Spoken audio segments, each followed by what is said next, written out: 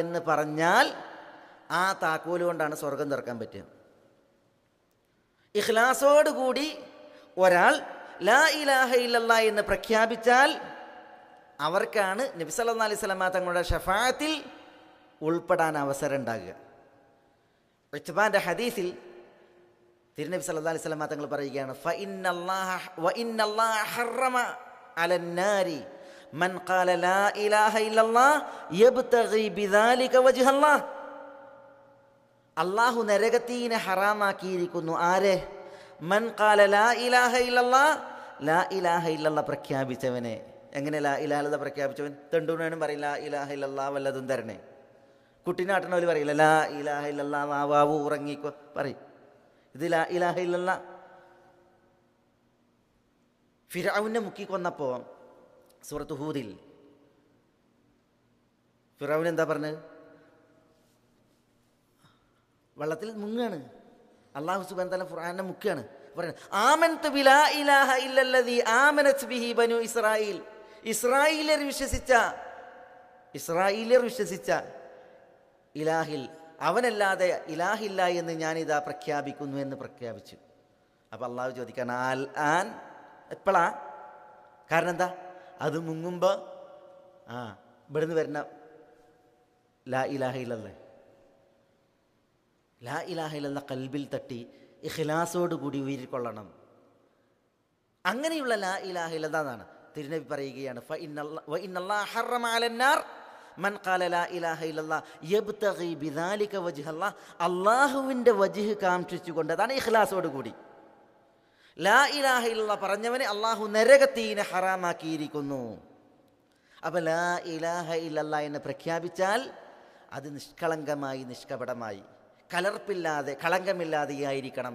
അങ്ങനെ പ്രഖ്യാപിച്ചവരുടേത് കലർപ്പില്ലാതെ, കളങ്കമില്ലാതെയാണ് എന്നുള്ളത് അവരാണ് തെളിയിക്കേണ്ടത്. ഓരോ മനുഷ്യനും എന്ത് നിയ്യത്ത് ചെയ്തു അതാണ് അയാൾക്കുള്ളത്. എന്താണ് നിയ്യത്ത് ചെയ്തത് അതാണുള്ളത്. അപ്പോൾ നമ്മുടെ കർമ്മങ്ങളിൽ അത് ചെറുതാകട്ടെ വലുതാകട്ടെ നമ്മുടെ കർമ്മങ്ങൾ, അതിൽ നമ്മുടെ നിയ്യത്ത് പ്രധാനമാണ്. അള്ളാഹുവിന് വേണ്ടിയാണ് എങ്കിൽ അള്ളാഹിൻ്റെ അടുത്തത് കബൂലാക്കപ്പെടും. അതല്ല ദുനിയാവിന് വേണ്ടിയാണ്, അതിലെ താൽക്കാലികമായ വിഭവങ്ങൾക്ക് വേണ്ടിയാണ്, ആളുകളുടെ കയ്യടികൾക്ക് വേണ്ടിയാണ്, ലോകമാന്യതയ്ക്ക് വേണ്ടിയാണ് എങ്കിൽ അയാൾക്കതുണ്ടാകും. അതൊട്ടും കുറയില്ല. കൃത്യമായ അളവിൽ, തൂക്കത്തിൽ, വണ്ണത്തിൽ, വലിപ്പത്തിൽ കിട്ടും. അത് അല്ലാഹു സുബ്ഹാനഹു വ തആല പറഞ്ഞതാ. ദുനിയാവ് കാക്ഷിക്കുന്നവരെ സംബന്ധിച്ചിടത്തോളം അവർക്കൊട്ടും കുറവില്ലാതെ വഹും ഫീഹാ ലാ യുബ്ഖസൂൻ, ഒട്ടും കുറവില്ലാതെ അല്ലാഹു സുബ്ഹാനഹു വ തആല ദുനിയാവ് നൽകും. പക്ഷേ അത്തരക്കാരെ സംബന്ധിച്ചിടത്തോളം ആഖിറത്തിൽ അവർക്ക് നരകത്തീ മാത്രമാണ്. അള്ളാഹു നമ്മളെ കാത്ത് സംരക്ഷിക്കുമാറാവട്ടെ.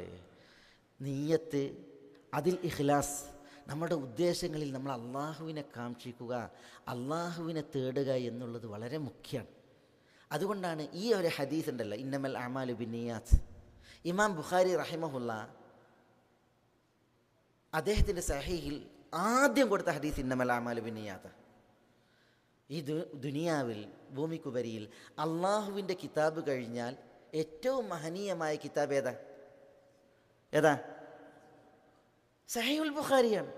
സഹീഹുൽ ബുഖാരി, ഇമാം ബുഖാരി തുടങ്ങുന്നത് ഈ ഹദീസ് കൊണ്ടാണ്. അബ്ദുറഹ്മാൻ ഇബ്നു മഹ്ദി റഹ്മത്തുള്ളാഹി അലൈഹി പറയാണ്, ഞാനൊരു ഗ്രന്ഥരചന നടത്തിയിരുന്നുവെങ്കിൽ ഓരോ അധ്യായത്തിലും ഇന്നമൽ അഅ്മാലു ബിന്നിയാത്ത് എന്ന ഹദീസ് ചേർത്തുകൊണ്ടായിരിക്കും ഞാൻ ആ ഗ്രന്ഥം രചിക്കുക എന്നാണ്. ഇമാം നവവി അൽ മജ്മൂ, അതേപോലെ തന്നെ ഇമാം സുയൂത്തി അദ്ദേഹത്തിൻ്റെ ചില ഗ്രന്ഥങ്ങൾ, ഇതേപോലെ അബ്ദുൽ ഖനി അൽ മഖ്ദിസി റഹ്മത്തുള്ളാഹി അലൈഹി അദ്ദേഹത്തിൻ്റെ ഉംദത്തുൽ അഹ്കാം, ഈ ഗ്രന്ഥങ്ങളൊക്കെ തുടങ്ങിയത് ഒന്നാമത്തെ ഹദീസ് ഈ ഹദീസാണ്. ഉമറിൽ നിന്നുള്ള ഇന്നമൽ അഅ്മാലു ബിന്നിയാത്ത് എന്ന് പറയുന്ന ഹദീസാണ്. എന്തുകൊണ്ടാണ് അങ്ങനെ തുടങ്ങിയത്? നമ്മുടെ ഉദ്ദേശങ്ങളിൽ അള്ളാഹുവിൻ്റെ പ്രീതി കാക്ഷിക്കുക എന്നുള്ളതാണല്ലോ പറയപ്പെടുന്നത്. അതിലെ വിഷയം അതാണല്ലോ. മനുഷ്യന്മാർ അടി പതറുന്നത്, ആളുകളുടെ നില തെറ്റുന്നത്, വിശിഷ്യ പണ്ഡിതന്മാർ,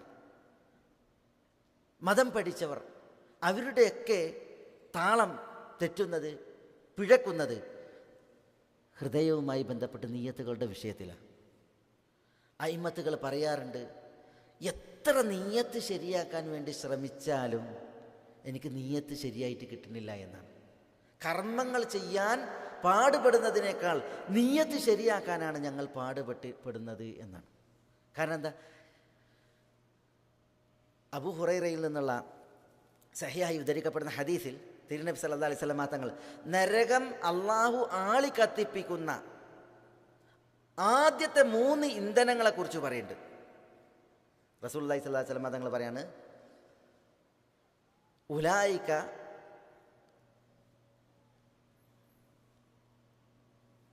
പിന്നെ നരകം ആളി കത്തിക്കപ്പെടുന്ന ആദ്യത്തെ 3 ആളുകൾ, ഇന്ന അവ്വല സലാസത്തിൽ ലദീന തുസഅറു ബിഹിമുന്നാറു യൗമൽ ഖിയാമ, അന്ത്യനാളിൽ നരകം ആളി കത്തിക്കപ്പെടുന്നത് 3 പേരെ കൊണ്ടാണ്. നരകത്തിന് 3 ഇന്ധനങ്ങൾ. അതാരാ? അതൊന്ന് ഒരു ആലിമാണ്, പണ്ഡിതൻ അല്ലെങ്കിൽ ഖാരി. മറ്റൊന്ന് ഒരു സമ്പന്നനാണ്. മൂന്നാമത്തേത് ഒരു യോദ്ധാവാണ്. എന്തേ ഇവരെ ആദ്യം കൊണ്ടുപോയിട്ട് നരകത്തിലിട്ട് നരകത്തെ ആളി കത്തിക്കാൻ കാരണം? അവർ ദുനിയാവിൽ പണിയെടുത്തിരുന്നത് ആലിമ് ഇൽമ് പറഞ്ഞത്, ഖാരി ഖുർആൻ ഓതിയത്, സമ്പന്നൻ സമ്പത്ത് ചെലവഴിച്ചത്, യോദ്ധാവ് പടപൊരുതിയത് അള്ളാഹ്ക്ക് വേണ്ടി എന്നവർ ജൽപ്പിച്ചിരുന്നു. അള്ളാഹുവേ നിൻ്റെ മാർഗത്തിൽ എന്ന് പറഞ്ഞിരുന്നു. അതവിടെ വെച്ചിട്ട് അള്ളാഹുവിനോട് വിചാരണയുടെ വേദിയിൽ പറയും, നിനക്ക് വേണ്ടി ചെയ്തു. അപ്പം അള്ളാഹു പറയും 3 ആളോടും മാറി മാറിയുള്ള വിചാരണയിൽ, ഖദബ്ത്, നീ പറഞ്ഞത് കള്ളമാണ്. അപ്പം മലക്കുകൾ പറയും അയാളോട്, ഖദബ്ത്, നീ പറഞ്ഞത് കള്ളമാണ്. പണ്ഡിതൻ എന്ന് പറയപ്പെടാൻ, പാരായണം ചെയ്യുന്നവനെന്ന് പറയപ്പെടാൻ, ഔദാര്യവാൻ എന്ന് പറയപ്പെടാൻ, യോദ്ധാവ് എന്ന് പറയപ്പെടാൻ, അതിനു വേണ്ടിയായിരുന്നു അവിടെ പണിയെടുത്തിരുന്നത്. ഇവിടെ നിനക്കുള്ളത് ഇതാണ് എന്ന് പറഞ്ഞിട്ട് നരകം കാണിക്കപ്പെടും. അങ്ങനെ അവരെ 3 പേരെയും നരകത്തിലേക്ക് എടുത്തെറിയുകയും ചെയ്യും എന്നാണ്. അള്ളാഹു നമ്മളെ കാക്കുമാറാവട്ടെ. നഊദു ബില്ലാഹ്. ഈ ഹദീസ്, അബൂ ഹുറൈറയുടെ ഈ ഹദീസ് ഒരിക്കൽ മുആവിയ റളിയല്ലാഹു തആല അൻഹുവിൻ്റെ അടുക്കൽ പറയാണ്. മുആവിയ റളിയല്ലാഹു തആല അൻഹുവിൻ്റെ ശിക്ഷ നടപ്പിലാക്കുന്ന ഒരു ജോലിക്കാരനായിരുന്നു അൽ അലാ ഇബ്നു ഹക്കീം. അൽ അലാ ഇബ്നു ഹക്കീം പറയാണ്, ഒരിക്കൽ ഞാൻ മുആവിയൻ്റെ അടുത്തുണ്ട്. അവിടെ വന്നിട്ടാണ് ഈ ഹദീസ് മുആവിയക്ക് ഓതി കൊടുക്കുന്നത്. മുആവിയ അത് കേട്ടിട്ട് ബോധരഹിതനായി എന്നാണ്, ബോധരഹിതനായി. എന്നിട്ട് പറയാണ്, ഇത് ആരെക്കുറിച്ചാണ് പറഞ്ഞത്? ഖാരീനെ കുറിച്ച്, ആലിമിനെ കുറിച്ച്, അതേപോലെ തന്നെ ഔദാര്യം ചെയ്യുന്ന ആളെക്കുറിച്ച്, യോദ്ധാവിനെ കുറിച്ചൊക്കെയാണ് ഇത് പറയുന്നത്. അപ്പോൾ ഇതൊന്നും ചെയ്യാത്തവൻ്റെ അവസ്ഥ എന്തായിരിക്കും എന്ന് പറഞ്ഞിട്ടും മുആവിയ റളിയല്ലാഹു തആല കരയുകയും ബോധരഹിതനാവുകയും ചെയ്തു എന്നാണ്. മൻ കാന യുരീദുൽ ഹയാത്തദ് ദുനിയ വസീനതഹാ നുവഫി ഇലൈഹിം അഅമാലഹും ഫീഹാ വഹും ഫീഹാ ലാ യുബ്ഖസൂൻ ഉലൈക അല്ലദീന ലൈസ ലഹും ഫിൽ ആഖിറതി ഇല്ല അന്നാർ എന്ന് തുടങ്ങുന്ന ഈ ആയത്ത് ഓതിയിട്ട് മുആവിയ റളിയല്ലാഹു തആല തരുണത്തിൽ പ്രതികരിക്കുകയുണ്ടായി എന്നാണ് സഹിഹായി ഉദ്ധരിക്കപ്പെടുന്ന ഹദീസുകളിൽ കാണാൻ സാധിക്കുന്നത്. അപ്പോൾ സഹോദരന്മാരെ, നമ്മളുടെ നിയ്യത്തുകൾ, ഉദ്ദേശങ്ങൾ, മനസ്സ് അത് ശരിയാവുക എന്നുള്ളത്, നേരെയാവുക എന്നുള്ളത്, അള്ളാഹുവിലേക്കുള്ള അതിൻ്റെ പോക്ക് അത് കൃത്യമാവുക എന്നുള്ളത് വളരെ മുഹിമാണ്, പ്രധാനമാണ്. ഉദ്ദേശം തെറ്റിയാൽ, ലക്ഷ്യം പിഴച്ചാൽ, ദുനിയാവിന് വേണ്ടിയായാൽ എന്താ തിരുനബി സല്ലല്ലാഹു അലൈഹി വസല്ലം തങ്ങൾ പറഞ്ഞത്? അള്ളാഹുവിൻ്റെ പ്രീതി കാക്ഷിക്കപ്പെടേണ്ടതായ വിജ്ഞാനം അതേതാ? ശർഈയായ വിജ്ഞാനം, മതപരമായ വിജ്ഞാനം. അത് അള്ളാഹുവിൻ്റെ പ്രീതി കാക്ഷിക്കപ്പെടേണ്ട വിജ്ഞാനമാണ്. അതൊരാൾ ഭൗതികമായ വല്ല വിഭവവും കിട്ടാൻ വേണ്ടിയിട്ട് തേടിയാൽ എന്താ പറഞ്ഞത്? അവർക്ക് സ്വർഗത്തിൻ്റെ പരിമളം ഹറാമാണെന്നാണ്. സ്വർഗത്തിൻ്റെ മണം അവർക്ക് ഹറാമാണെന്നാണ്. സ്വർഗത്തിൻ്റെ പരിമളം എന്ന് പറഞ്ഞാൽ സ്വർഗത്തിൽ നിന്ന് വിദൂരതയിലേക്ക് അടിച്ചു വീശുന്ന സ്വർഗീയ സുഗന്ധാണ്. അതുപോലും അള്ളാഹു സുബ്ഹാനഹു വ തആല ഹറാമാക്കിയ വിഭാഗമാണ് ആര്? ഭൗതിക വിഭവങ്ങൾക്ക് വേണ്ടിയിട്ട് ദീന് പഠിക്കാൻ നടക്കുന്നവർ എന്നാണ് പറഞ്ഞത്. അള്ളാഹു നമ്മളെ കാക്കട്ടെ. നഊദു ബില്ലാഹ്. മൻ തഅല്ലമൽ ഇൽം ലിയുമാറ ബിഹി സുഫഹാ വലിയുജാറ ബിഹിൽ ഉലമാ വലിയസ്രിഫ വുജൂഹൻ നാസ് ഇലൈഹി. തിരുനബി പറയാണ്, ഒരാൾ മൂഢന്മാരോട് തർക്കിക്കുവാൻ, പണ്ഡിതന്മാരോട് കിടയൊക്കാൻ, ജനദൃഷ്ടികൾ തന്നിലേക്ക് തിരിക്കാൻ വിജ്ഞാനം അന്വേഷിച്ചാൽ, മൂഢന്മാരോട് തർക്കിക്കാൻ, പണ്ഡിതന്മാരോട് കിടക്കാൻ, ജനങ്ങളുടെ മുഖങ്ങൾ തന്നിലേക്ക് തിരിക്കാൻ, വലിയ ആലിമാണ് എല്ലാവരും ഇന്നെ നോക്കണം എന്ന നീയത്തിൽ പഠിക്കാൻ നടന്നാൽ അവർക്കുള്ളത് നരകമാണ് എന്ന് തിരുനബി സല്ലല്ലാഹു അലൈഹി വഅലിഹി വസല്ലം തങ്ങൾ മുന്നറിയിപ്പ് നൽകിയിട്ടുണ്ട്. അള്ളാഹു നമ്മളെ കാത്ത് സംരക്ഷിക്കുമാറാവട്ടെ. നഊദു ബില്ലാഹ്. അല്ലാഹുമ്മ അജിർനാ മിനന്നാർ. എന്തേ കാര്യം? മനസ്സ് തെറ്റിയാണ്, ഉദ്ദേശം പിഴക്കുകയാണ്, ലക്ഷ്യം അത് കളങ്കമുള്ള കപടമായതാവുകയാണ്. അതുകൊണ്ട് തന്നെ ഇബാദത്തുകൾ അതിൽ ഇഖ്ലാസ് വേണം, നിയ്യത്തുകൾ ഇഖ്ലാസുള്ളതായിരിക്കണം. അതേപോലെ തന്നെ നമ്മുടെ അമലുകൾ, കർമ്മങ്ങളെല്ലാം ഇഖ്ലാസിൻ്റെ മേൽവിലാസത്തിലായിരിക്കണം നമ്മൾ ചിട്ടപ്പെടുത്തേണ്ടത്, ക്രമപ്പെടുത്തേണ്ടത്. നമ്മളുടെ അമലുകൾ അത് വളരെ കുറച്ചാണെങ്കിലും നമ്മളുടെ ഉദ്ദേശം, നിയ്യത്ത് അത് നല്ലതാണ് എങ്കിൽ അള്ളാഹു ഇവിടെ അതിൽ ബർക്കത്ത് ചൊരിയും.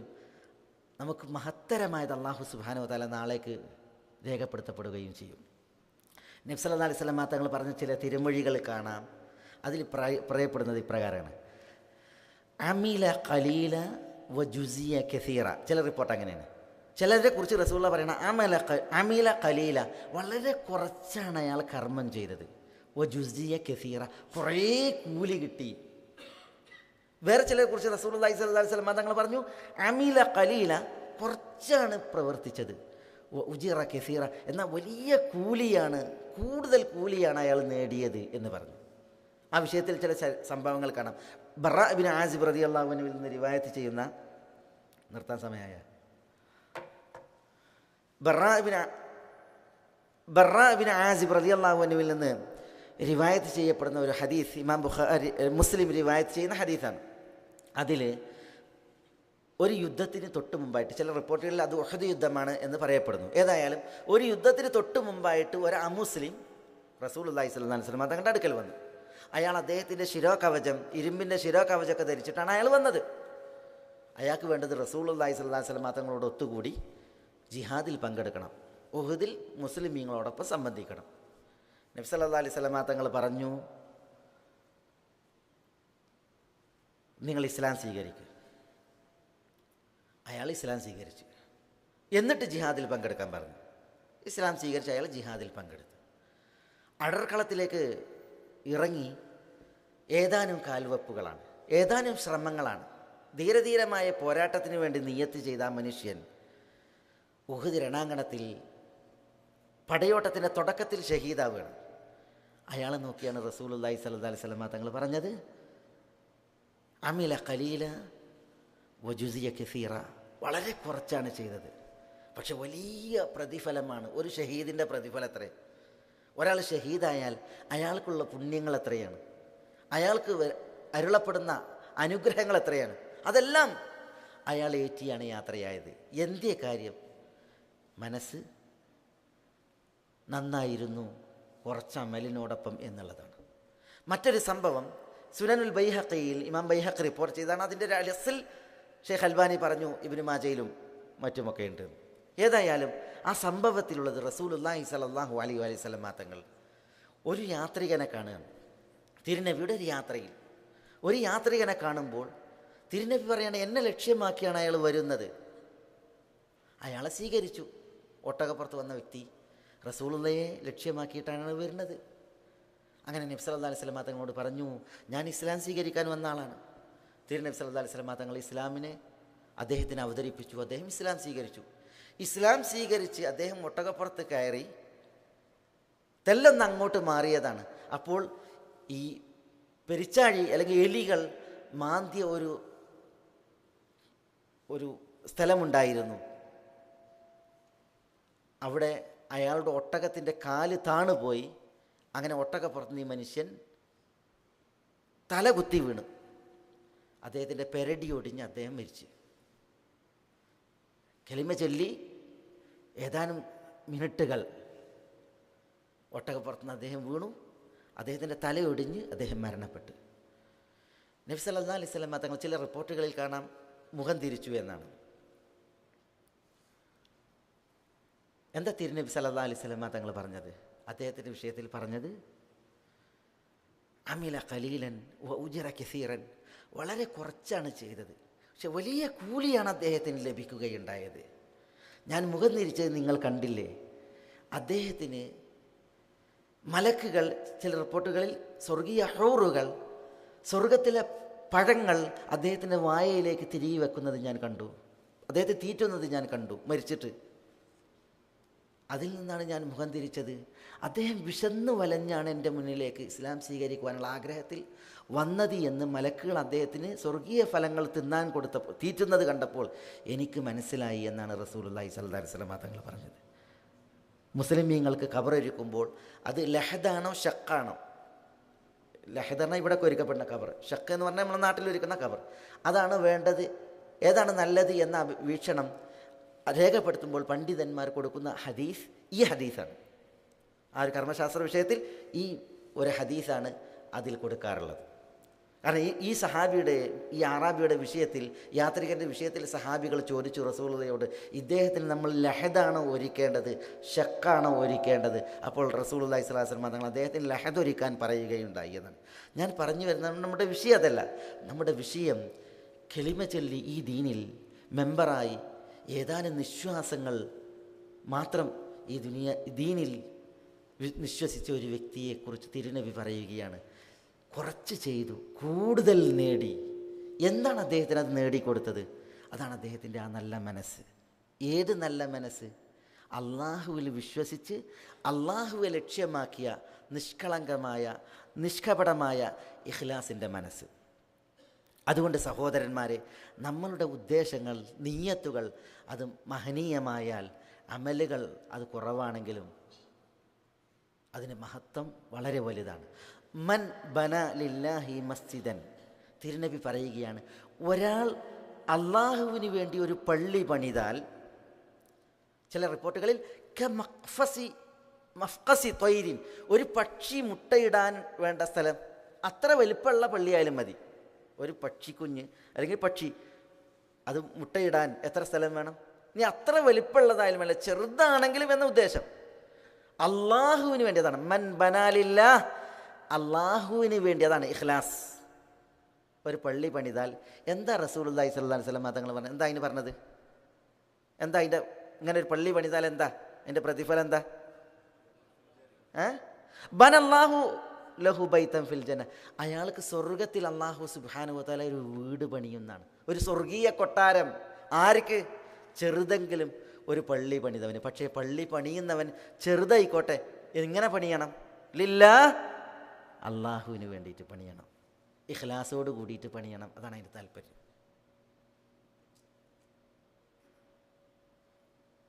റസൂലുള്ളാഹി സ്വല്ലല്ലാഹി അലൈഹി വസല്ലം തങ്ങൾ ഷഹാദത്തിൻ്റെ വിഷയത്തിൽ പറഞ്ഞു,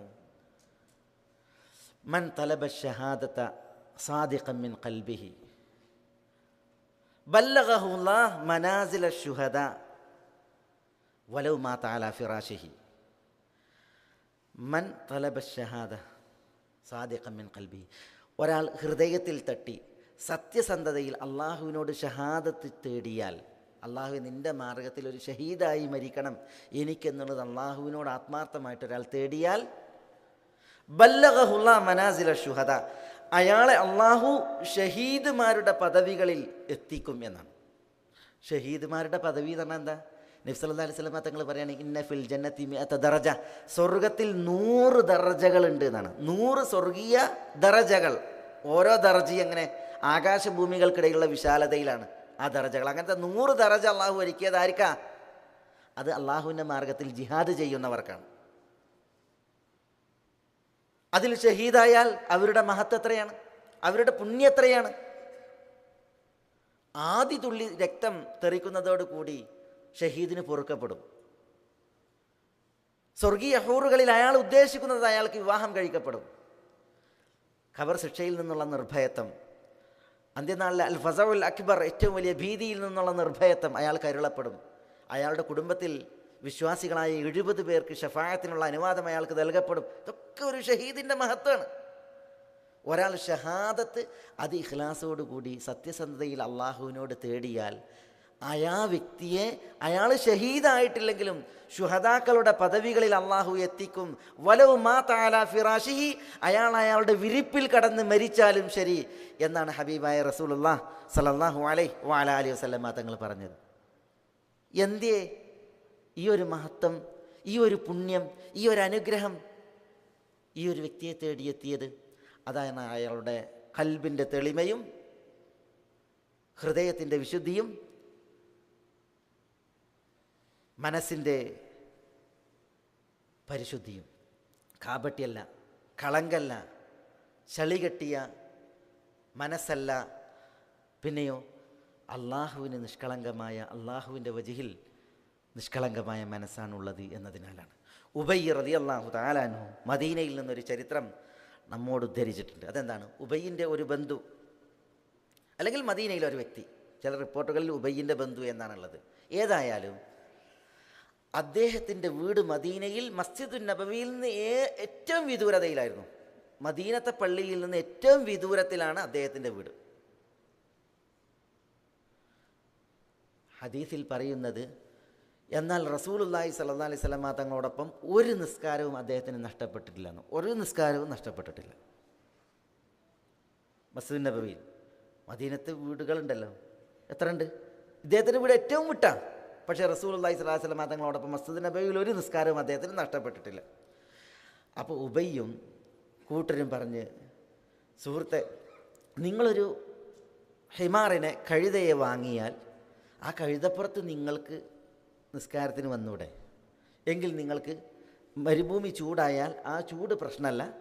പിന്നെ നിങ്ങൾ വരുന്ന വഴി ദുർഘടമാണ്, അതിൽ ഹവാമുകളുണ്ട്, കാരണം വിഷജന്തുക്കളുണ്ട്.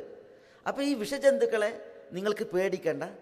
മരുഭൂമി ചൂടായാൽ ആ ചൂട് ഏൽക്കണ്ട. ഒരു കഴുത വഴിയെ വാങ്ങിയിട്ടുണ്ടെങ്കിൽ അതിൻ്റെ പുറത്ത് കയറിയിട്ട് നിങ്ങൾക്ക് വന്നാൽ പോരെ എന്നാണ് അദ്ദേഹത്തോട് ആവശ്യപ്പെട്ടത് ഉബയ്യും കൂട്ടരും. അപ്പോൾ അദ്ദേഹം ഒരു നിസ്കാരവും മസ്ജിദുൻ നബിയിൽ നഷ്ടപ്പെടാറില്ല. എങ്ങനെ ആ വിദൂരതയിൽ നിന്ന് അദ്ദേഹം വരുന്നത്? നടന്നാണ് വരുന്നത്. അപ്പോൾ അദ്ദേഹത്തിൻ്റെ ആ പ്രയാസം കണ്ട് ആളുകൾ പറഞ്ഞാണ് അദ്ദേഹത്തോട്. ഇദ്ദേഹം എന്താ ചെയ്തത്? അപ്പോൾ ഒരു കഴുതപ്പുറത്ത് കയറി, എന്നിട്ട് റസൂലുള്ളാഹി സ്വല്ലല്ലാഹി അലൈഹി വസല്ലം തങ്ങളുടെ അടുക്കലേക്ക് വന്നു. അത് നിസ്കരിക്കാനല്ല, തിരുനബിയുടെ അടുക്കലേക്ക് വന്നു. എന്നിട്ട് റസൂലുള്ളാഹി സ്വല്ലല്ലാഹി അലൈഹി വസല്ലം തങ്ങളോട് പറഞ്ഞു, പ്രവാചകരെ, ഞാൻ പള്ളിയിൽ വരുന്നത് നിസ്കരിക്കുന്നു. ഇപ്പോൾ ഈ ആളുകൾ എന്നോട് പറയുന്നത് ഇതാണ്, ഒരു കഴുതയെ വാങ്ങിയിട്ടുണ്ടെങ്കിൽ അത് വാഹനമായിട്ട് ഉപയോഗിച്ച് നിസ്കരിക്കാൻ പെട്ട പള്ളിയിൽ വരാമെന്നാണ്. അപ്പോൾ നബി സല്ലല്ലാഹു അലൈഹി വസല്ലം തങ്ങൾ അദ്ദേഹത്തോട് അത് പറഞ്ഞു.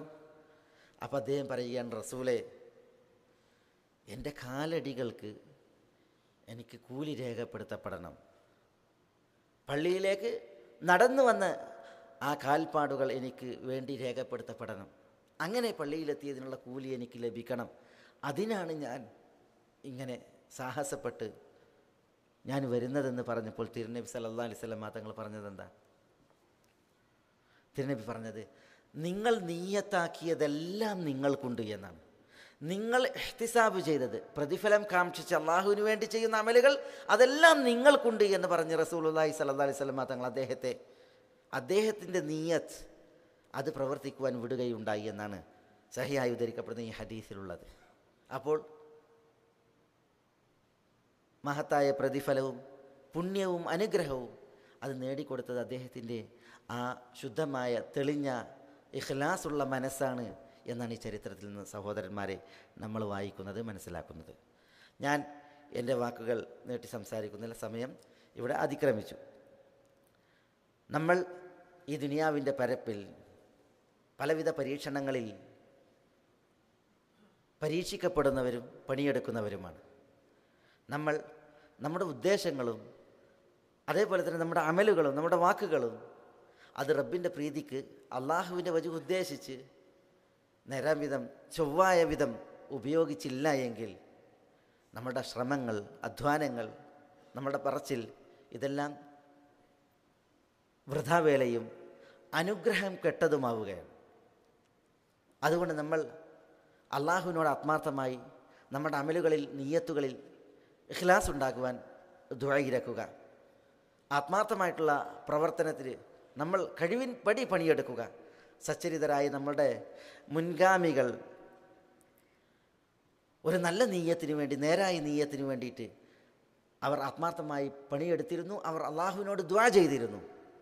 നമ്മളും അவ்விധം പണിയെടുത്ത് ദുആയിരന്ന് നമ്മുടെ സൃഷ്ടജീവിതം അള്ളാഹുവിന് പ്രീതിപ്പെടും വിധം നമ്മൾ കാത്തു സൂക്ഷിക്കുക.